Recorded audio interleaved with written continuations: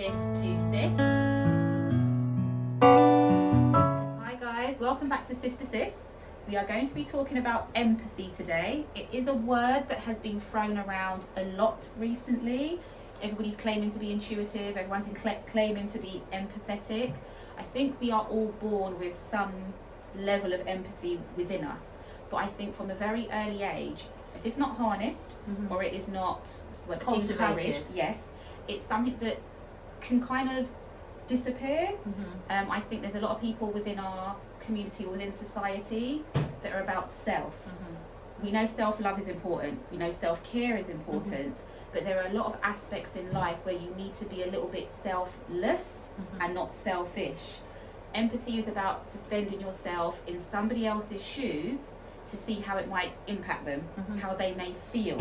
And sometimes you may then end up altering your actions and your words when you actually just take a moment to ask yourself, how would that person feel?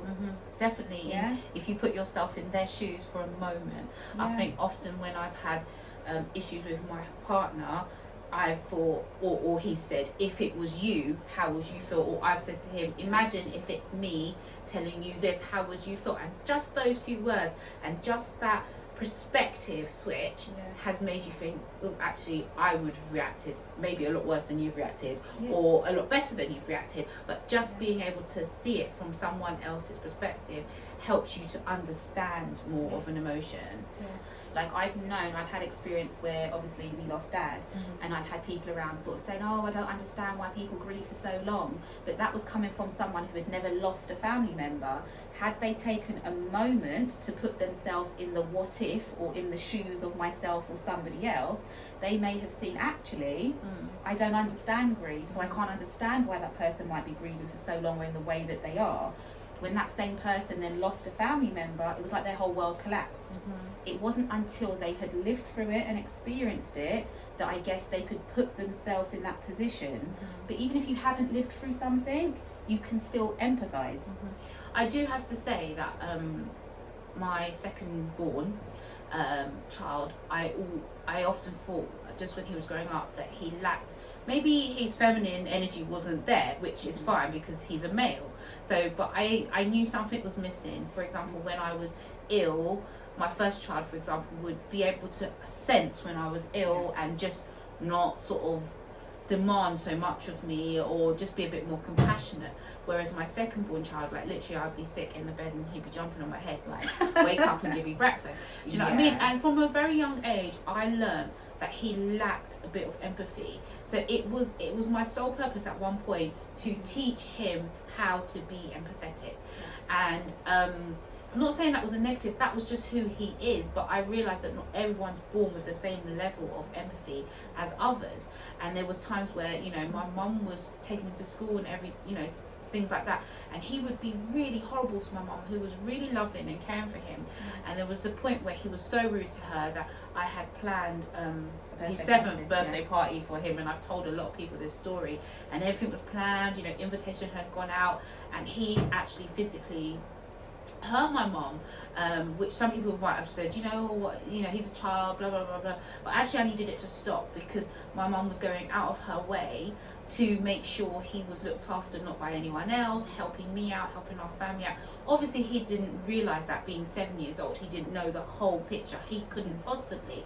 But at the same time I had to teach him that, hold on, that's your grandma, we don't do this, right? So I cancelled his birthday party, and for like 2 weeks straight he could not believe that I actually did that.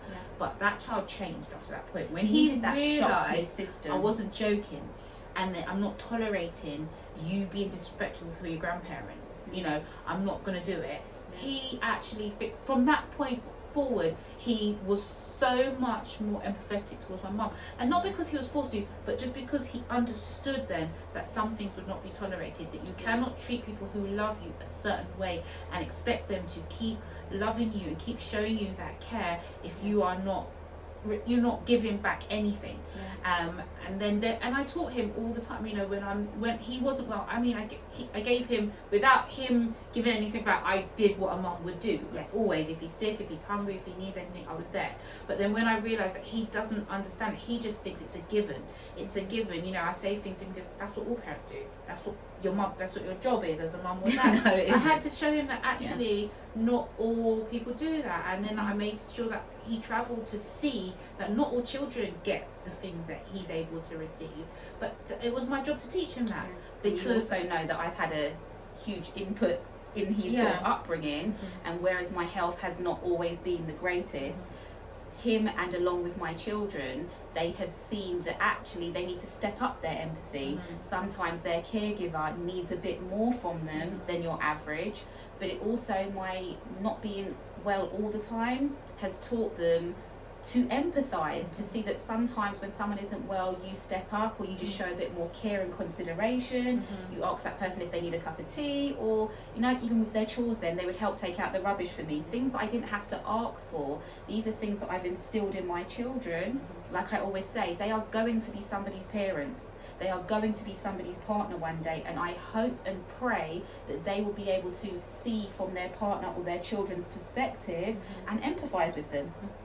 And I think some people, as you know, they will be able to identify as being born empaths, which is a thing you kind of have to. Then, if you're a born empath, you feel so much of people that is actually can be quite detrimental. So you've also got to be able to have empathy, but know when that empathy is affecting your function. So not to drain yourself with always considering what other people. It's having a balance between being able to help people and support people, or observing without, what was the word then? Observing without absorbing. It's something that I learned probably a little bit too late. I have something called fibromyalgia. It's a problem with my nervous system. I tend to feel people's pain and their angst, and sometimes I can't differentiate whether it's my issue or their issue. Sometimes I feel things on a global level. It has taken its toll sometimes on my health, where I just want to help, and I care so much about people that I end up absorbing their problems, and I sort of carry that weight. But like you said, you have to know how to look after yourself. When you are an empath, you cannot absorb anything. It will wear you down. It will have health effects. It can have mental health effects on you. There are so many different ways that taking on everybody's problem can actually wear you down. So you have to know, like you said, you don't stop being an empath, it doesn't just go away, but you have to know how to healthily manage that. And it even comes down to the things that you watch as well. If you are an empath, you will find it extremely difficult to, one, absorb everything that's on the internet, and two, watch so much TV that you're taking on board all the things that are kind of being shoved down I guess your throat. so, because it's easy to be able to transfer sadness and all those absorbs kind of into a cellular level. So you watch emotions. Some people might just watch something. As an empath, you watch it, it goes into you on a cellular level. You will feel it. You will end up with a headache, or you'll end up with muscular pain or skeletal pain. So I suppose what we're saying is there's like a scale with empathy. You can be 0 and not have any compassion for anyone and see everything as OPP, other people's problems. Or you could be a highly sensitive or you can person. be the other side, the other end of the scale, and be completely empathetic, where it actually saps all your energy and all your life source from you, and you're not able to be happy because you're thinking about this person who's going through this and this person's going through that. So it's kind of finding a happy medium so that you can step into someone's shoes, but also you can cleanse yourself of that energy when you need to deal with your own life and your own. I think that's why over time I've kind of become more of an introvert. I think I've spoken about this before. I've kind of kept myself to myself, because if I go into a crowded place, I tend to pick up on everybody's energy, whether things are spoken or not. I can still pick up on people's energy. So yeah, I think knowing how to cleanse, knowing how to keep your aura kind of secure, will help you in the long run to still help others. So I mean, previous show we talked about sisterhood and brotherhood, and that's important to do that. But also knowing self-preservation within that Yes. as well. So give, but don't give so much of yourself you have nothing left for you. Yes. So I hope these 2 videos have been helpful to someone out there. And as I said, we're always doing the work Yeah. between us, on camera and off camera. We're trying to build a community around ourselves that can help our youngsters grow and flourish within these crazy times. And even through these crazy times, we know it's not going to get much better, but within it we still need to maintain our mental health. We still need to maintain the strength of us as a people, and the love in which we can give and offer others around the world. So peace, love and light from Sis to Sis. Take care. Like, share, subscribe, hit the notification bell. Tell your friends, tell your family. Yeah. We are out here. Okay, take care. Bye. Bye.